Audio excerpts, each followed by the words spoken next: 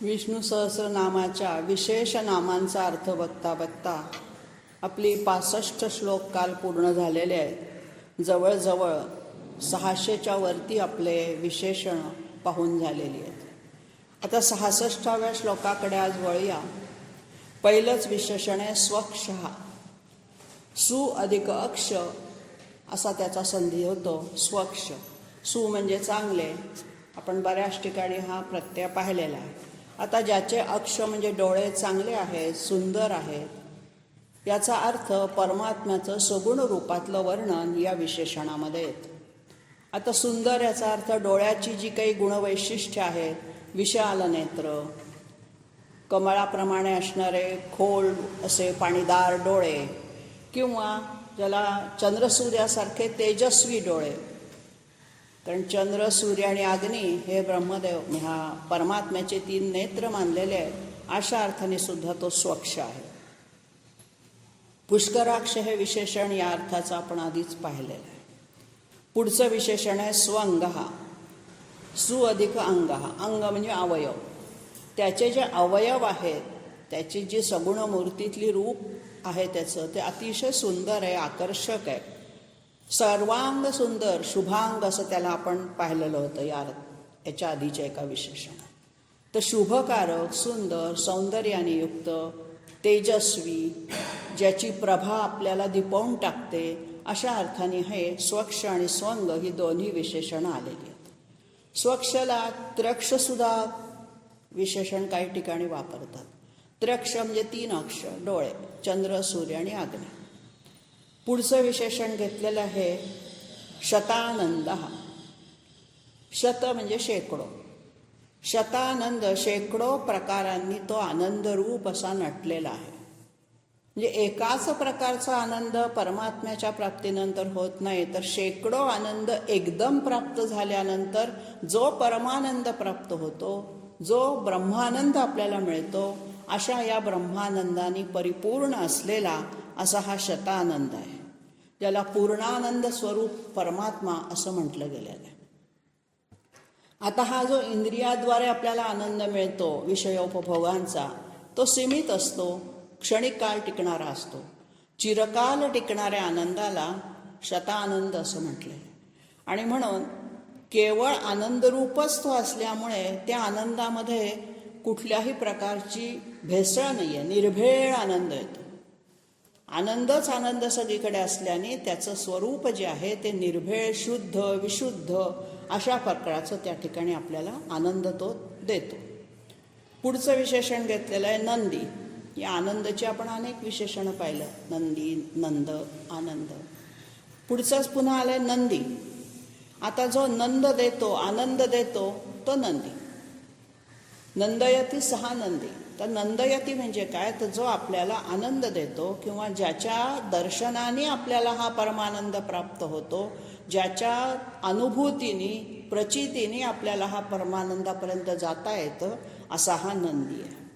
आता हा नंदी म्हणजे काय आहे, त्याच्यामध्ये परत तीच विशेषणं येतील. निर्मळ आनंद, निरपेक्ष भाव, कुठल्याही प्रकारची तुमच्याकडनं त्याची अपेक्षा नाही आहे. तुमच्या चित्ताची शुद्धता झाली की त्या शुद्ध चित्तापर्यंत तुम्हाला आपोआप पोचवता येतं भगवंताला. अशा अर्थाने तो निरपेक्ष, निर्मळ, अतुलनीय असा आनंद आहे. आता आपण जर बघितलं तर लहान मुलं जी असतात, आपल्याला हसायला काहीतरी कारण असल्याशिवाय आपण हसत नाही, आनंदी होत नाही. पण ही छोटी छोटी अगदी मुलं जी असतात, बालकं असतात, ती निर्भयपणाने हसत असतात. त्याच्याकडे आपण नुसतं बघून असं जरी मान हलवली तरी ते बाळाला हसायला लागतं बाळ. मग त्यांना कसला आनंद होतो, हा निर्भेळ आनंद आहे. कुणीतरी सगुण रूप, तो आईला सुद्धा अजून ओळखत नसतो, पण तरी सुद्धा तो हसतो. मग हसण्याची जी उपजत कला आलेली आहे, ही आनंदाचंच प्रतीक आहे. हा आनंद आपण येताना, जन्माला येताना प्रत्येकाने आणलेला आहे. वय मोठं होईल तसतसं आपण तो विसरायला लागतो. कुठल्याही गोष्टीतून आनंद घेण्याची वृत्ती असली पाहिजे. असा ज्याची वृत्ती अशी आहे तो नंदी, आनंदी. म्हणजे आनंद हे त्याचं परिणाम रूप आहे आणि नंदी हा त्याचा कर्ता आहे. आनंद घेणारा जो कोण आहे तो सगुण रूपातला परमात्मा आहे आणि आपण जीवात्मा आहोत. हे सगळे या नंदी शब्दामध्ये येतात. आणि म्हणून नंद याचा अर्थ साक्षात परमानंदाची अनुभूती देणारा. पुढचं विशेषण घेतलंय ज्योतिर्गणेश्वर. ज्योती म्हणजे तारका.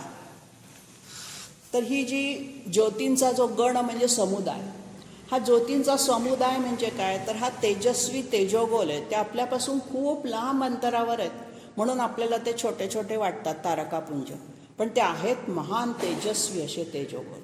आणि म्हणून या तेजोगोलांचा, नक्षत्र समुदायांचा, तारांगणाचा सगळ्याचा जो स्वामी तो गणेश्वर. गण म्हणजे समुदाय. ज्योतींच्या समुदायाचा ईश्वर तो ज्योतिर्गणेश्वर.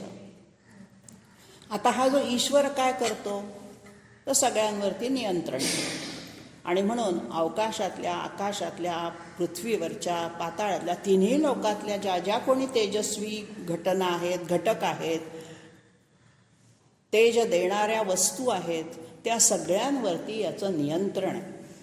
तो त्यांचा ईश आहे, स्वामी आहे. भगवद्गीतेमध्ये चक्षो सूर्यो अजायत असं म्हटलेलंच आहे. याच्या भगवंताच्या चक्षूपासून सूर्य बनला आहे. आणि नक्षत्राणाम अहम शशी असंही म्हटलेलं आहे. चंद्र हा नक्षत्रांमध्ये मीच विभूतिमत्वाने नटलेलो आहे. अशा अर्थाने परमात्मा हा जो ज्योतिषाम रविरांशुमान, अंशुमान म्हणजे किरण असणार, तर अशा अर्थाने हा नक्षत्र समुदायांचा स्वामी किंवा नक्षत्र, ज्योती, तेजोगोल यांच्यावरती सत्ता चालवणारा, नियंत्रण ठेवणारा. आता नियंत्रण कोणत्या अर्थाने ठेवायचं आहे, तर त्यांची उत्पत्ती. काही तारका किंवा तारा गळून पडतात, मग हा जो त्यांचा लय आहे हा सुद्धा भगवंत परमात्माच करतो. उत्पत्ती पण त्यांनीच केलेली आहे, लय पण तोच करणार आहे. आकाशामध्ये त्यांना मिळणारं तेज पण त्याच्याचकडून प्राप्त झालेलं आहे. अशा अर्थाने तो त्यांच्यावरती नियंत्रण. पुढचं विशेषण घेतलेलं आहे विजितात्मा. विजित हा आत्मा, ज्याने आपला आत्मा विजित म्हणजे जिंकलेला आहे. आता हा आत्मा जिंकणं म्हणजे काय, तर आपल्या मनावरती नियंत्रण. आत्मा तर काही आपल्याला दिसत नाही किंवा जाणवत नाही. चैतन्य रूपाने, प्राणशक्तीच्या रूपाने आपल्या शरीरामध्ये त्याचा संचार आहे, फक्त आपल्याला जाणवत नाही. तो अदृश्य अव्यक्त स्वरूपात आपल्यात दडलेला आहे, म्हणून आपण त्याला जीवामध्ये दडलेला तो जीवात्मा म्हणतो. मग हा विजितात्मा कसा आहे, ज्याने आपल्या मनावरती नियंत्रण ठेवलं. आत्म्याचंच थोडंसं जाणवणारं रूप हे मन आहे, आणि म्हणून त्याला अंतःकरण असं म्हणजे आतलं साधन आहे ते इंद्रिय.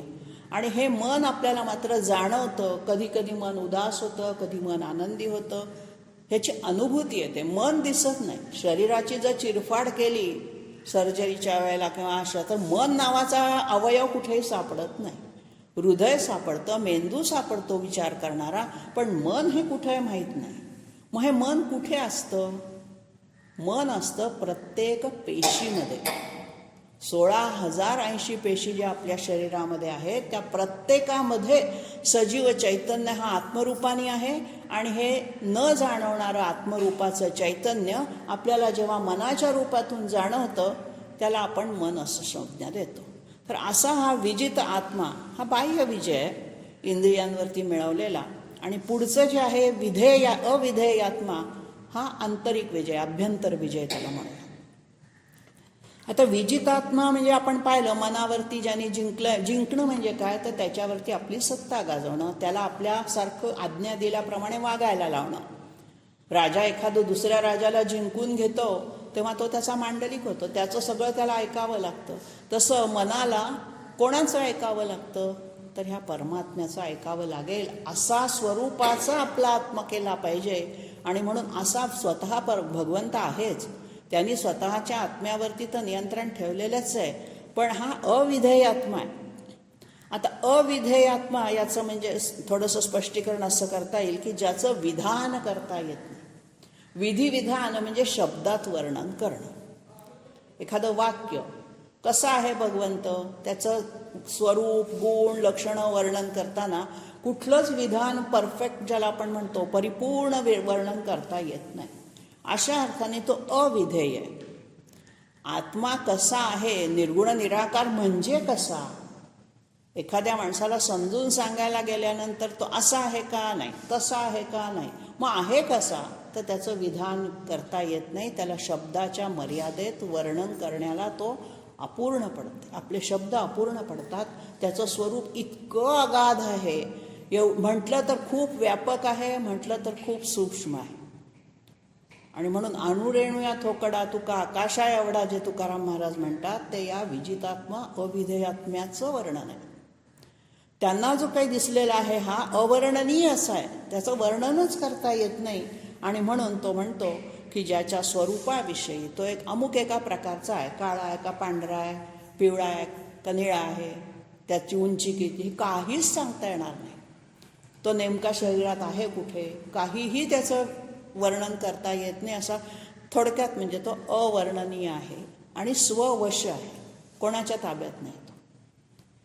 अशा अर्थाने ज्याच्यावर कोणाचंही स्वामित्व गाजवता येत नाही किंवा ज्याचं वर्णन करता येत नाही, असा अविधेय असा हा याचा आत्मा, भगवंताचा आत्मा आहे. पुढचं विशेषण घेतलंय सत्कीर्ती. सत्कीर्ती म्हणजे चांगली, सत म्हणजे चांगली, सुकीर्ती ज्याला आपण म्हणतो. कीर्ती दोन प्रकारची असते, एक सत्कीर्ती आणि एक दुष्कीर्ती, किंवा ज्याला आपण दुष्परिणामाने मिळणारी कीर्ती. दुष्ट लोक जे असतात त्यांची अपकीर्ती असते आणि जे सज्जन असतात त्यांची सत्कीर्ती असते. तर ही कीर्ती किंवा सत्य हे ज्याचं उत्तम आहे. कीर्ती केव्हा मिळते, जेव्हा आपल्याजवळ काही सद्गुण असतील तेव्हा. कीर्ती म्हणजे सोप्या भाषेत प्रसिद्धी. कीर्त धातू आहे संस्कृत. कीर्तचा अर्थ आहे पसरणे. जी वाऱ्यासारखी पसरते ती कीर्ती. संस्कृतमध्ये प्रत्येक शब्दाची व्युत्पत्ती ही धातूपासून बनलेली आहे आणि त्या धातूच्या अर्थानुरूप तो शब्द बनवला जातो. जी वाऱ्यासारखी पसरते, कीर्तते, सगळीकडे पसरते, ती कीर्ती, प्रसिद्धी. आणि मग ह्याची कीर्ती कशी आहे तर दिगंत आहे. त्याला दिक्कालाची बंधनं नाही आहेत. अमुक एका दिशेला, पूर्व दिशेला आहे आणि पश्चिमेकडच्या राष्ट्रांमध्ये त्याची कीर्ती नाही असं नाही आहे.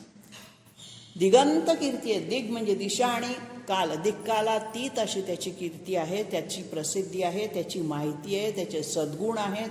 आणि म्हणून हा असा विश्वरूप असणारा ईश्वर हा सर्वगुण संपन्न आहे आणि त्याचं कर्मसुद्धा प्रशंसनीय आहे. कुठलीही गोष्ट प्रशंसनीय, स्तुती करण्याजोगी असल्याशिवाय त्या व्यक्तीला, त्या रूपाला कीर्ती मिळत नाही. म्हणून हा स्तुत्य आहे, सत्कीर्ती आहे. दासबोधामध्ये या दिगंत कीर्तीचं वर्णन करताना रामदासांनी म्हटलेलं आहे, अपकीर्ती ते सांडावी, सत्कीर्ती ती वाढवावी, विवेके दृढ धरावी वाट सत्याची. सोप्या भाषेत रामदासांनी सगळं हे तत्वज्ञान आणलेलं आहे. अपकीर्ती सांडून टाका, म्हणजे टाकून द्या, सोडून द्या, आणि सत्कीर्ती वाढवा तुमची. मग ती कशी वाढेल, केव्हा वाढेल? जेव्हा तुम्ही सन्मार्गावर चालाल, जेव्हा तुमच्या हातनं सत्कर्म घडतील, जेव्हा तुम्ही सद्गुण संपन्न असाल, प्रशंसनीय असं काहीतरी कार्य कराल, तेव्हा तुम्हाला कीर्ती मिळते. पुढचं विशेषण घेतलंय छिन्न संशय. हा ज्याच्याबद्दलचा संशय पूर्णपणे छिन्न विच्छिन्न झालेला आहे, तुकडे तुकडे होऊन गेले, म्हणजे पूर्ण नष्ट झालेला आहे. काल परवा त्या संशयाबद्दल थोडंसं म्हटलं होतं. संशय म्हणजे कसा? खरंच देव आहे का? खरंच तो माझं भलं करेल का? मी एवढा मोठा याग यज्ञ करतो आहे, याचं फल मला नक्की मिळेल का? कोणत्या स्वरूपात मिळेल? अशा शंका कुशंका मनात आल्या की तिथे फलप्राप्तीमध्ये अडथळा येतो. आणि म्हणून निष्काम कर्मयोग जो गीतेने शिकवलेला आहे तो एवढ्यासाठी तुमच्या वाटेला आलेलं स्वधर्म तुम्ही नीटपणे करत राहा. फळ देणं न देणं त्या भगवंताची मर्जी, आणि जे देईल ते तुम्हाला त्याची इच्छा म्हणून स्वीकारायची तुमच्या मनाची तयारी ठेवा. अशा वेळेला तुमचं मन छिन्न संशय होईल. तुमच्या मनामध्ये किंतु परंतु कुठलीही शंका येता कामा नये. निशंक मन ज्याचं असतं, याच्यासाठी वेदांतामध्ये एक नेहमी दृष्टांत दिला जातो. करतल आमलकवत. आमलक म्हणजे आवळा. तत्वज्ञानातलं हे अतिशय प्रसिद्ध अशी उपमा आहे म्हणून सांगतो. करतल म्हणजे तळ हातावर. एखादा आवळा कसा आहे, सगळ्या बाजूनी पाहायचा असेल तर तो आधी तळ हातावर ठेवायचा आणि मग त्याला सगळ्या बाजूनी निहाळता येतं. तसा हा परमात्मा करतला आमलकवत आहे. म्हणजे काय, त्याच्याजवळ कोणत्याही प्रकारचा संशय घ्यायला जागाच नाही उरत, लवलेशच नसतो त्याच्याजवळ. सगळ्या बाजूनी तो आपल्याला जाणवत असतो, दिसत नसतो पण जाणवत असतो. फक्त ते जाणवण्यासाठी, त्याची अनुभूती येण्यासाठी, त्याची प्रचिती येण्यासाठी चित्तशुद्धी हे अत्यंत महत्त्वाचं लक्षण आहे. मग ही चित्तशुद्धी आपण पाहिली कशी मिळते, तर काम, क्रोध, लोभ, मद, मोह, मत्सर हे षड्रिपू जेव्हा हळूहळू हळूहळू कमी होतात, एकदम होत नाहीत. साधनेला सुरुवात केल्यानंतर या षड्रिपूंचं प्रमाण कमी व्हायला लागतं आणि मग आपलं मन छिन्न संशय, विशुद्ध, निष्पाप, निरागस, लहान मुलाप्रमाणे व्हायला लागतं. अशा पद्धतीने या 66व्या श्लोकातली विशेषणं आपण पाहिली. 67व्या श्लोकातलं पहिलं विशेषण आहे उदीर्ण. उद अधिक ईर धातू आहे, ओसंडून वाहणे. आपण म्हणतो ना उद्रेक, ज्वालामुखीचा उद्रेक झाला म्हणजे तो ओसंडून वर व्हायला लागला. अशा अर्थाने हा उदीर्ण झालेला आहे. कुठे कुठे उदीर्ण आहे, त्याचा उद्रेक कुठे कुठे दिसतोय, तर या ब्रह्मांडातल्या प्रत्येक घटकामध्ये आहे तो, विश्वातल्या प्रत्येक अणुरेणूमध्ये तो भरलेला आहे. आणि म्हणून अशा अर्थाने सगळ्यांना व्यापून उरणारा असा या किंवा सगळ्या भूतमात्रांमध्येही तो व्यापून पुन्हा शिल्लक राहणारा, सगळ्यांपेक्षा श्रेष्ठ असणारा असा या उदीर्णचा अर्थ करायचा. आता ज्यांच्यामध्ये हा ईश्वराचा अंश आहे, त्या ज्या वस्तू किंवा त्या ज्या काही असतं ते तेजस्वीच असतं. आणि म्हणून आपल्यामध्ये ईश्वराचा अंश, आपलं मन ईश्वरावरती किती श्रद्धा, विश्वास, आगाढ निष्ठा ठेवतं, त्यानुसार आपल्या चेहऱ्यावरती सुद्धा तेज येतं. आपल्या चेहऱ्यावर असं तेज आलं पाहिजे की तेजाचा उद्रेक झाला पाहिजे. संतांचे चेहरे बघा निश्चल असतात. कितीतरी संन्यासी लोक 3-3 दिवस भिक्षा न मिळाल्याने उपाशी असतात, पण त्यात भगवंताची इच्छा म्हणून ते पुन्हा प्रसन्न मुखाने वावरतात. असा हा प्रसन्नतेचा उद्रेक जो स्वतः परमात्म स्वरूप आहे तो आपल्यामध्ये यावा, असा या उदीर्ण शब्दाचा किंवा विशेषणाचा अर्थ आहे. पुढचं आहे सर्वतच चक्षु. हे येऊन गेलेलं आहे.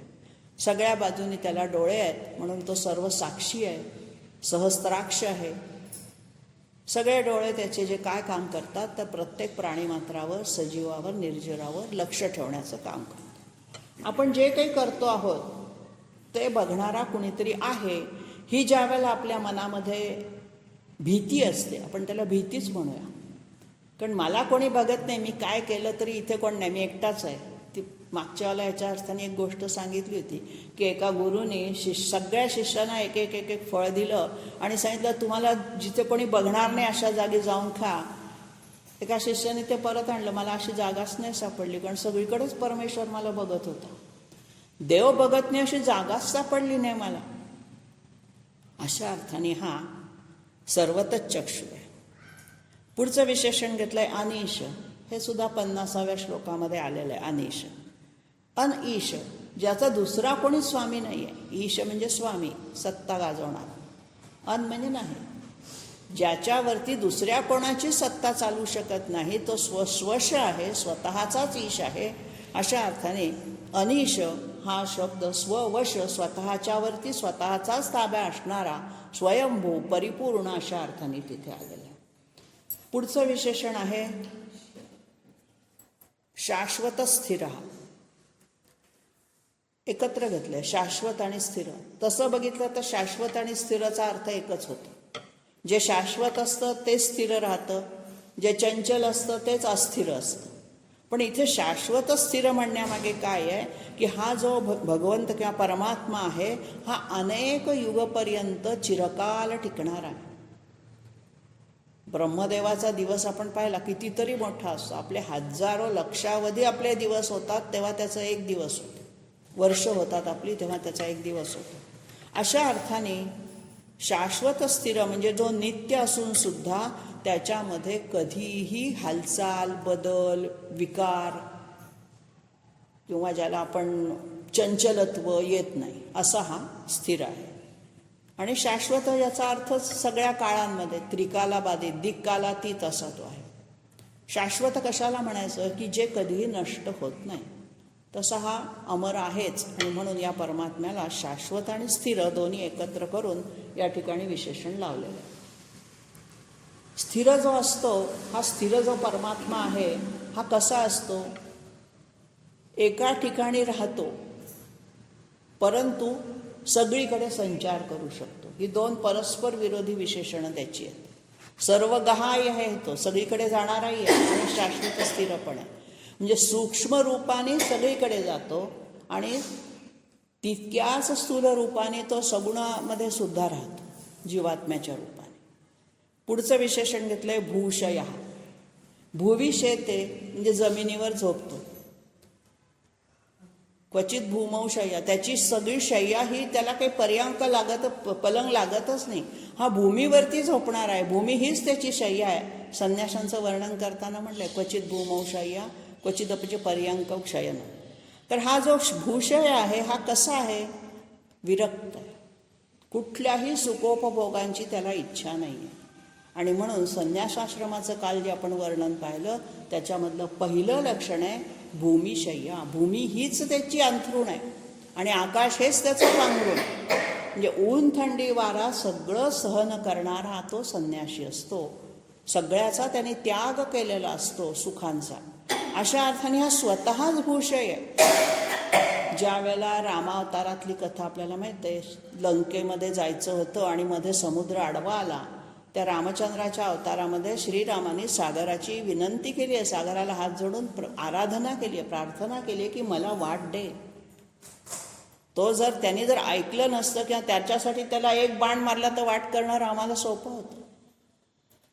तर त्यावेळेला 3 दिवस रामचंद्र जमिनीवरती झोपले असा तिथे रामायणात, वाल्मिकी रामायणात उल्लेख आहे.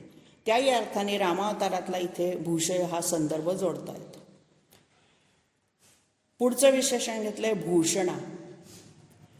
भूषण म्हणजे हा सगळ्यांनाच भूषणावह, ज्याचा अभिमान बाळगावा, ज्याच्याबद्दल आदर बाळगावा, तो भूषण. कुलभूषण आपण म्हणतो. घराण्यामध्ये एखादी व्यक्ती जर चांगली निघाली, राम हा रघुकुळाचा भूषण होता, श्रीकृष्ण हा यदुवंशाला भूषणावह होता. अशा अर्थाने भूषण भूषित करणारा, शोभवणारा. आपण अलंकार घालून भूषणावह व्हायचा प्रयत्न करतो, भगवंताचं तेजच त्याला भूषण ठरतं. अशा अर्थाने ज्याचे निरनिराळे अवतार भूषणावह आहेत असे तो भूषण. पुढचं विशेषण घेतलेलं आहे भूती. भूतीचा शब्दशः अर्थ आहे भस्म, ज्याला आपण विभूती म्हणतो. तर ही जी विभूती आहे, हे जे त्याचं ऐश्वर आहे, हे कसं आहे? जसं शंकराला चिताभस्म हे त्याची पूजेसाठी वापरलं जातं उज्जैनच्या महाकालेश्वरात. तर हे भस्म कसं असतं? सगळ्याचं जळून राख झाल्यानंतर ती राख सुद्धा वैराग्याचं प्रतीक म्हणून ज्याने आपल्यावरती धारण केली आहे मस्तकावर. म्हणून ही विभूती, ज्याला सोप्या भाषेत आपण अंगारा म्हणतो, भस्म म्हणतो, हे आपल्या इथे आज्ञाचक्रावरती धारण करायचं असतं. 2 भुवयांच्या मधलं हे जे आज्ञाचक्र आहे, तिथे जर तुम्ही ही भूती, त्याचं ऐश्वर आपल्यामध्ये यावं अशी इच्छा करून जर धरलं तर त्याचा उपयोग बाह्यांगावर होतो, तसा अंतर्मनावर पण होतो. अशा अर्थाने याला भूती, ऐश्वर स्वरूप असणारा, विभूती स्वरूप असणारा असं म्हटलेलं आहे. पुढचं विशेषण घेतलंय विशोकः. विगतः शोकः यस्य, ज्याचा शोक निघून गेलाय. आता या भगवंताला शोक करण्यासारखं मुळात काही नाहीच आहे. शोक हे सगळे आपल्या देहधारी मानवांना, प्राण्यांना आहेत. मनाविरुद्ध प्रतिकूल घटना घडली की शोक दुःख होतं, अनुकूल घटना घडली की सुख होतं. हे जे शोक विशोक काय आहेत हे सगळे भगवंताजवळ उरतच नाहीत. पुढचंच विशेषण आहे शोकनाशना. विशोक आणि शोकनाशन वरवर बघायला घेतलं तर ज्याचा शोक नष्ट झालाय आणि विशोक म्हणजे ज्याचा शोक निघून गेलाय, सारखंच वाटतं. पण छटा बघा कशा आहेत. विशोकमध्ये अशी छटा आहे ज्याचा शोक पार लांब निघून गेलेला आहे, दूर गेलेला आहे. पण दूर गेलेली गोष्ट परत येऊ शकते, म्हणून पुढचं विशेषण घेतलंय शोकनाशनः. त्याने शोक नाहीसाच करून टाकला, नष्टच करून टाकला, मग तो पुन्हा येण्याचा प्रश्नच उठणार नाहीत. अशा अर्थाने हे विशोक आणि शोकनाशन ही दोनही पराविद्या आणि अपराविद्येचं प्रतीक अध्यात्मातलं मानलेलं आहे. ज्या वेळेला आपल्याकडे पराविद्या असते, त्या पराविद्येला गीतेमध्ये अध्यात्मशास्त्र हे जीवनाचं शास्त्र सांगताना त्यांनी पराविद्या सांगितलेली आहे आणि हिच्या बळावरतीच माणूस विशोक होऊ शकतो, शोकाला लांब ठेवू शकतो. परंतु ज्या वेळेला परमानंद प्राप्त होतो त्यावेळेला मात्र तो शोकनाशन होतो. नारदांची कथा आहे. नारदांचे गुरु सनत कुमार. नारद एकदा सनत कुमारांना भेटायला गेले. त्यांनी विचारलं गुरूंनी की नारदा, तुम्ही इतके खिन्न शोकाने का मग्न आहात? त्रिभुवनात हिंडल्यावरती मी जे काही दुःख पाहिलं ना त्याच्याने मला शोक झाला. आता माझा शोक दूर करा असं त्यांनी नारदांनी आपल्या गुरूंना सनत कुमारांना सांगितलं. त्या ठिकाणी किंवा अर्जुनाने श्रीकृष्णाला सांगितलं. सगळं तत्वज्ञान ऐकून घेतल्यावर तो म्हणतो नष्टो मोहा, माझा मोह शोक सगळा दूर झालाय. करिष्ये वचनम तव. तेव्हा उपनिषदांचा जर अभ्यास केला तर आपला सुद्धा शोक नष्ट होतो. शोक याचा अर्थ एखादी गोष्ट आपल्याला न मिळाल्यावर किंवा एखादी गोष्ट आपण प्राप्त करू शकलो नाही याची उणीव, याची खंत, त्याचं दुःख. दुःख म्हणण्यापेक्षा खंत हा शब्द या शोकाला जास्त जवळचा आहे. मोह झाला आणि तो जर नाही पूर्ण झाला तर शोक होतो. म्हणून विमोही, विशोकी आणि शोकनाशन अशी ही भगवंताची विशेषणं या 67व्या श्लोकामध्ये भची हे घेतलेली आहे. भूषयो भूषणो भूतीर विशोक शोकनाशन. तर ह्या सगळ्यामधून एकच लक्षात घ्यायचं की भगवंत ह्या सगळ्या दुर्गुणांपासून अतिशय दूर आहे किंवा त्याने सगळे दुर्गुण सोडूनच टाकलेत, नष्टच करून टाकलेत आणि सगळ्या सद्गुणांना जवळ केले. म्हणून तो भूषणावा आहे, तो आपल्याला हवासा वाटतो किंवा आपल्या जीवनामध्ये त्याचं स्थान आहे, आढळ आहे, शाश्वत आहे, स्थिर आहे. पुढचं श्लोक घेऊया. अर्चिष्मान पहिलं विशेषण आहे. अर्चिष्मान या शब्दाचं, अर्ची शब्दाचा अर्थ आहे किरण. मग जो किरणांनी युक्त आहे ती सूर्य ही त्याची विभूतीच आहे. तर हा जो किरणांनी युक्त, प्रभेने युक्त असा जो आहे हा चंद्रसूर्य रूपातला भगवंत परमात्मा आहे. अर्ची ही याची शोभा आहे किंवा अर्ची ही ज्याची प्रभा आहे अशा अर्थाने हा अर्चिष्मान.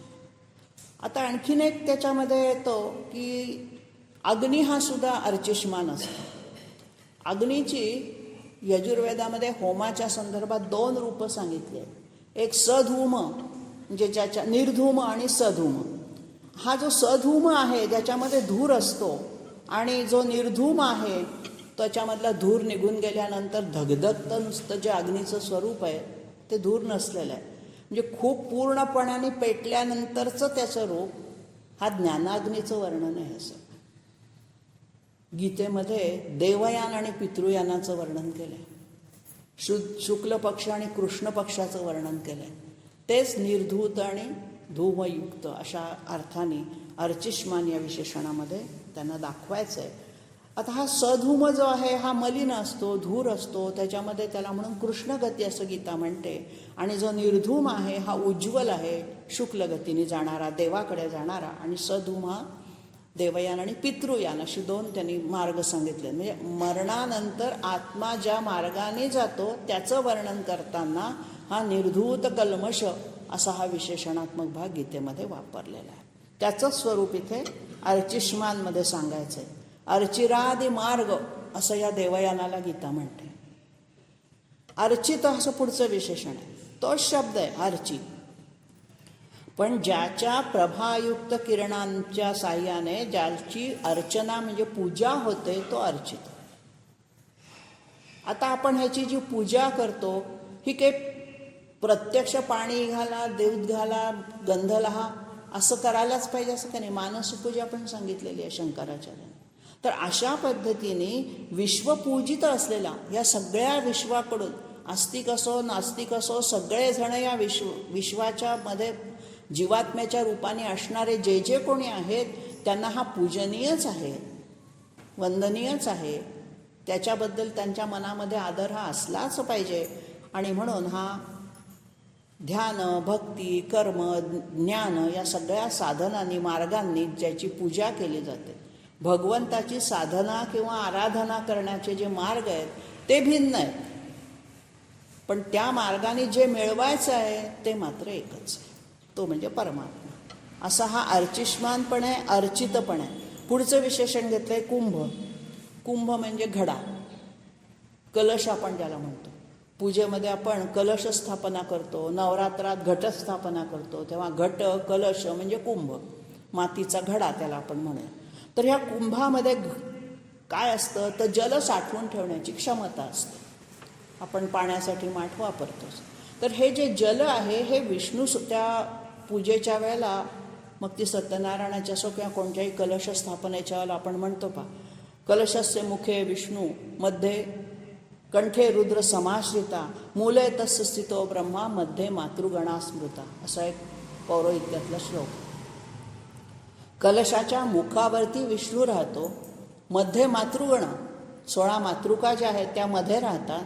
कंठे रुद्र, त्याचा जो काठ असतो गळ्याच्या पुढे वरचा मग भाग वरचा येतो मुख, आणि मधला जो आहे त्याच्यामध्ये रुद्र म्हणजे शिवाचा अंश आहे.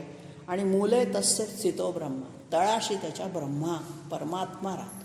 इथे ब्रह्मदेव नाही, ब्रह्मा राहतो, याचा अर्थ परमात्मा राहतो. आणि अशा या परमात्मा स्वरूप कलशाची पूजा केल्याशिवाय पुढची पूजा आपण करत नाही. त्याचा अर्थच तो आहे, परमात्म्याचं अधिष्ठान आधी आपण ठेवतो. कुठलीही गोष्ट सत्कार्य करताना भगवंताचा अधिष्ठान म्हणजे आधार असला पाहिजे, त्याच्या पोशी नम्र झालं पाहिजे, त्याची पूजा केली पाहिजे. अशा अर्थाने हा कुंभ आहे, ज्याच्यामध्ये सगळं काही साठवलेलं असतं. या अर्थाने सुद्धा त्याला कुंभ म्हटलं आहे. मग पाणीच साठवतं असं नाही, हा विश्वरूपी कुंभच आहे. आणि त्या कुंभामध्ये हे सगळे विश्वातले जे काही घटक आहेत ते सगळे सामावलेले आहेत. म्हणजे परमात्मा हा स्वतःच एक कुंभ आहे. आणि त्या कुंभामध्ये त्यांनी हे निर्माण केलेलं विश्व प्रलयाच्या वेळेला तो जलात टाकतो, पुन्हा तो बाहेर काढतो. पुढचं विशेषण घेतलंय विशुद्ध आत्मा. मागच्या याच्यामध्ये जो आलेला आहे विजितात्मा, तसाच हा विशुद्ध आत्मा आहे. सत्व रज तम या 3 गुणांहून जो श्रेष्ठ असतो, गुणातीत असतो, त्रिगुणातीत असतो, तो विशुद्ध म्हणायचा. आता विशुद्ध याचा अर्थ काय? स्वच्छ असा नव्हे, पवित्र. विशुद्धतेमध्ये शुद्धी जी आहे ती बाह्य देहाची नाही आहे, पावित्र्य, मनाचं पावित्र्य, त्याच्यामध्ये भावनेचं पावित्र्य आहे. आणि म्हणून देह, इंद्रिय, मन, बुद्धी या सगळ्यांपेक्षा सुद्धा जे श्रेष्ठ आहे ते जे चित्त, त्याच्या बाबतीमध्ये जो परिशुद्ध आहे आणि आपल्यालाही परिशुद्ध बनवण्यासाठी तो आपण त्याच्याकडे जातो, अशा अर्थाने तो विशुद्ध आत्मा आहे. ज्याचा आत्मा विशुद्ध तो विशुद्ध आत्मा.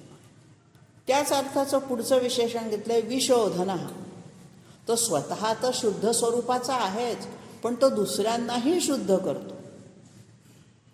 त्याच्याजवळ जे जे कोणी येतील, फुलाजवळ गेलं की त्याचा सुगंध आपल्याला आपोआप येतो. फुलाला सांगावं लागत नाही तुझ्याजवळ फुलपाखरू आलंय, त्याला मध दे. तो सदैव मोकळ्या हस्ताने द्यायला बसलेलाच असतो. तसा हा परमात्मा आपल्याला शुद्धी द्यायला बसलेलाच आहे. आपण फक्त त्याच्या संपर्कात गेलो पाहिजे. तो होऊन आपल्याला बोलवत नसतो, तो फक्त दाखवतो माझं स्वरूप असं असं आहे, विशुद्ध आहे. तुम्हाला जर हवं असलं तर माझ्याजवळ या, मी तुम्हालाही शुद्ध करून टाकतो. जशी आपण शुद्धी द्रव्य पाहिली होती, गोमूत्र आहे, शंखातलं पाणी, शंखोदक, हे सगळं पवित्र. तसं हा विशुद्ध आत्मा विशोधन करणारा आहे, म्हणजे आपलंही आत्मज्ञान सगळं परम पवित्र करून टाकणारा असा हा आहे. पुढचं विशेषण घेतलंय अनिरुद्ध, ज्याला कोणी अडवू शकत नाही. आता ह्या अनिरुद्धपासून अमित विक्रमपर्यंत एक 4 व्यूहांची रचना या ठिकाणी दाखवलेली आहे. व्यूह म्हणजे युद्धातले व्यूह नाही, ते 4 अतिशय मोठे विशुद्धात्म्याला जोडून घेतली ती सगळी विशेषण. विशुद्ध स्वरूपातले आत्मे जे आहेत त्यांचं वर्णन करताना पहिला घेतलाय अनिरुद्ध. आपल्याला माहिती आहे अनिरुद्ध हा श्रीकृष्णाचा नातू आहे. पुढचा घेतलेला आहे अप्रतिरथ, म्हणजे स्वतः भगवंत श्रीकृष्ण. तिसरा घेतला आहे प्रद्युम्न, जो श्रीकृष्णाचा मुलगा. आणि चौथा घेतला आहे अमित विक्रम, याला म्हटले बलराम. तर सगळे श्रीकृष्ण स्वतः, त्याचा मोठा भाऊ बलराम, मुलगा आणि नातू, या सगळ्यांना मिळून परमश्रेष्ठ परमात्म स्वरूप असे हे अवतारी सगुण अवतारातले असे व्यूह म्हटलेले आहेत. व्यूह म्हणजे ज्याला आपण म्हणतो ना गूढ. चक्रव्यूहात शिरणं अवघड आहे, बाहेर पडणंही अवघड आहे, तसे हे व्यूह रचना आहे. या विश्वाची सगळी अनाकलनीय गूढ रचना आहे. कशी काय निर्माण केली एवढं सगळ्या विश्वाची रचना, हे एक व्यूह आहे, गूढ आहे. तर अनिरुद्ध म्हणजे ज्याला कोणी अडवू शकत नाही. तत्वज्ञानाच्या भाषेमध्ये जरी व्यूह असला तरी आपण साधा अर्थ बघू शकतो अनिरुद्ध. निरुद्ध रुद्ध म्हणजे अडवणं. भगवंताला कोण अडवणार? तो स्ववशच आहे.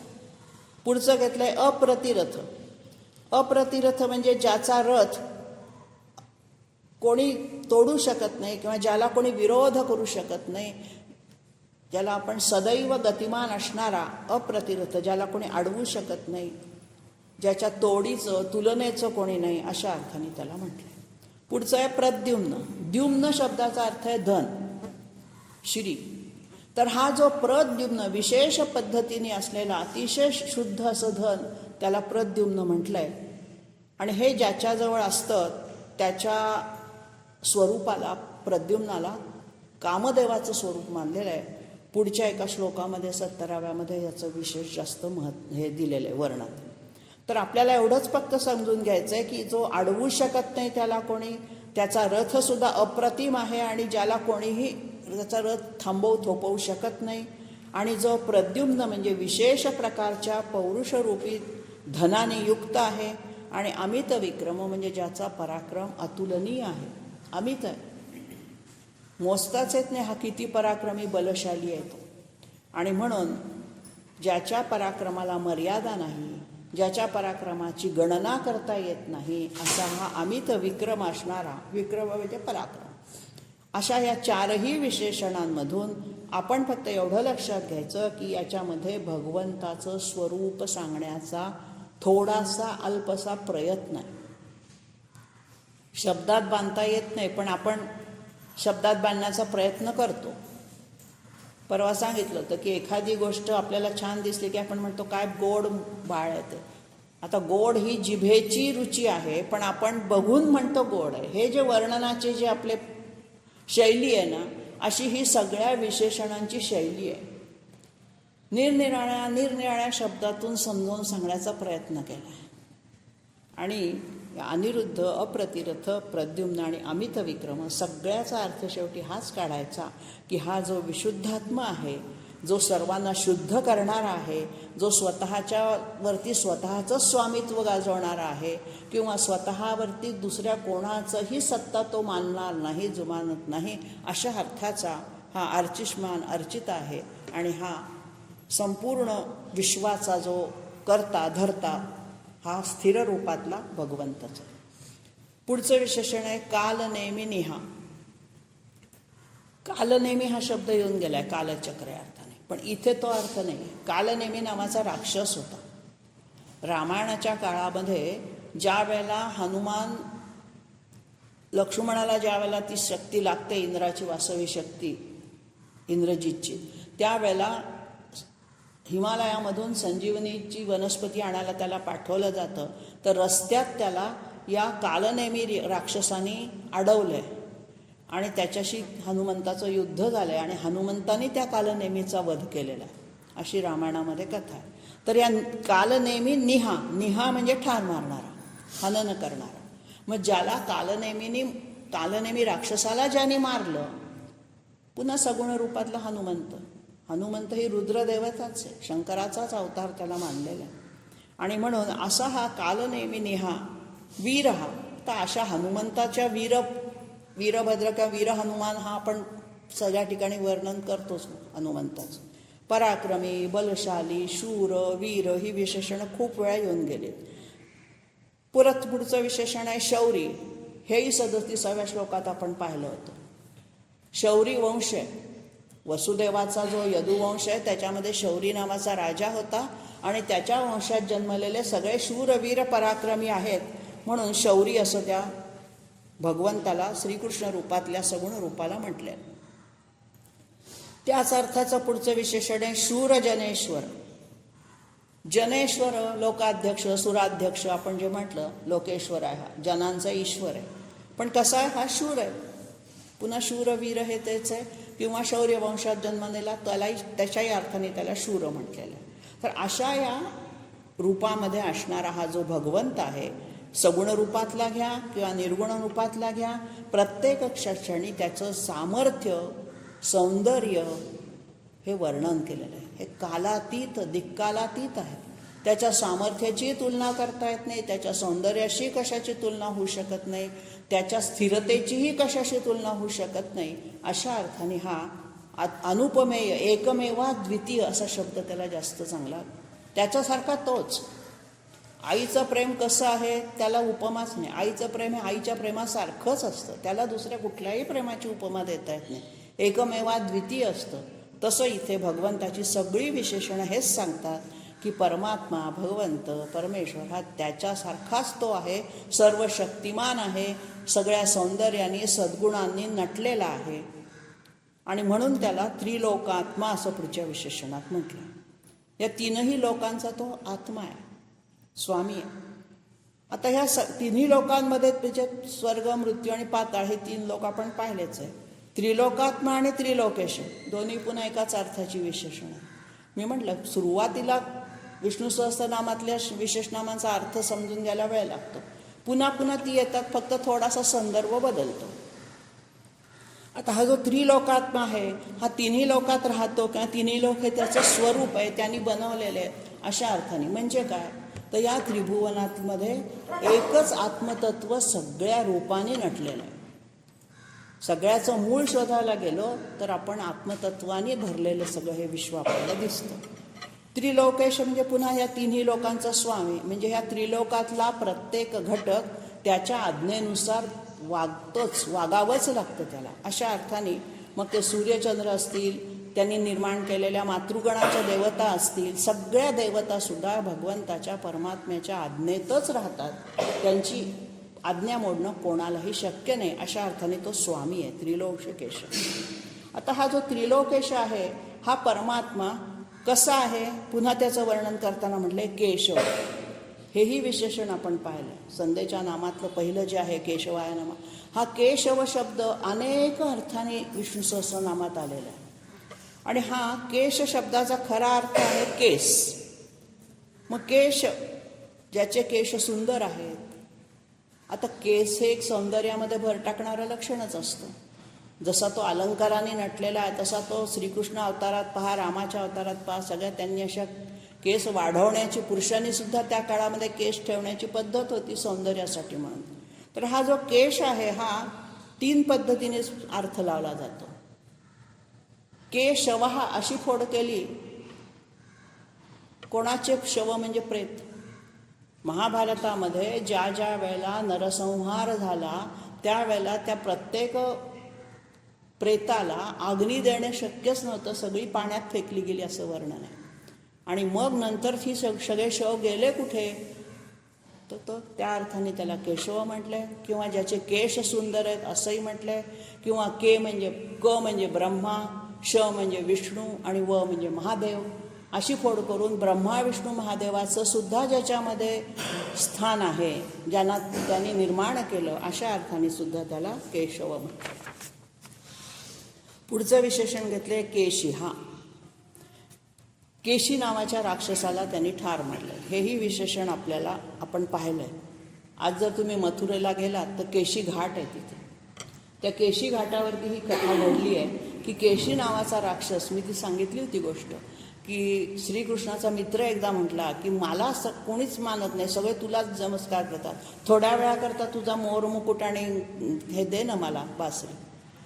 म्हणून त्या मित्राला तो थोड्या वेळापुरता देतो आणि इकडनं हा केशी नावाचा राक्षस घोड्याचं रूप घेऊन येतो आणि त्याला सांगितलेलं असतं कंसाने की ज्याच्या डोक्यावर मोर मुकुट आहे तो कृष्ण, आणि तो त्याला मारतो त्या मित्राला, आणि श्रीकृष्ण त्यावेळेला त्याचं केशी राक्षसाला ठार करतो. अशी ती कथा आहे. म्हणून केशी नावाच्या राक्षसाला ठार मारणारा हा म्हणजे मारणारा केशी. हा पुढचं विशेषण आहे हरिही. अतिशय प्रसिद्ध असणार हे विशेषण आहे. वारकऱ्यांमध्ये हरी हा शब्द खूप प्रसिद्ध आहे. अनेक संतांनी हरिपाठ लिहिलेले. ज्ञानेश्वरांचा आहे, तुकारामांचा आहे, नामदेवांचा आहे, निवृत्तीचा आहे, एकनाथांचा आहे. सगळ्यांच्या वारकऱ्यांची गीता आहे हरिपाठ. म्हणजे नित्यपाठात असतो त्यांचा. सगळ्यामध्ये ज्ञानदेवांचा हरिपाठ जास्त आध्यात्मिक लेवलवर वरच्या पातळीचा असं आपण त्यांना म्हणू शकतो. शब्दशः हरीचा अर्थ काय आहे? हरण करणारा. जसं आपण संकर्षण म्हणजे ओढून घेणारा, आकर्षून घेणारा, तसं हरी म्हणजे हरण करणारा. मग आता हा कशाचं हरण करतोय? परमात्मा हरण करून कशाचं हरण करणार आहे? तर आपल्या दुःखाचं जे मूळ अविद्या, अज्ञान, ते हरण करतो. परमात्म्याकडे जर आपण जायला वाटचाल करायला सुरुवात केली तर आपले जे अविद्येचं आवरण आहे आपल्या मनावर, चित्तावर, ते दूर व्हायला लागतं. अशा अर्थाने हा अज्ञानरूप, अविद्यारूप दुःखाचं जे मूळ, दुःख कशाने होतं? आपल्याला कळत नाही की ह्या गोष्टीमध्ये दुःख आहे, कायम टिकणार. मी मागे म्हटलं होतं, दुःखमूलक सुख असतं काही. एखादी गोष्ट आत्ता सुखकारक वाटते, पण त्याचं मूळ दुःखात परिवर्तन होणार आहे. असे सुद्धा काही सुख आहेत. हे संपलं तर पुढे काय? श्रीखंड खातोय, आत्ता सुख होतंय, पण वाटीतलं संपल्यावर आता पुन्हा नाही मिळणार आहे, हे दुःख आहे. हे दुःखमूलक सुख आहे. तर अशी काही सुख आहेत जी शाश्वत नाही आहेत. शाश्वत सुख एकच आहे, ज्या वेळेला आपलं अज्ञान दूर होतं, आपल्या मनावरचा हा जो मायेचा पगडा आहे हा दूर होतो, आणि त्यावेळेला आपल्याला जे काही सुख होतं, परमानंद प्राप्त होतो, तो देणारा. अशा अर्थाने हरी म्हणजे आपला अविद्येचा पडदा हरण करून घेणारा, दूर करणारा, अशा अर्थाने येतो.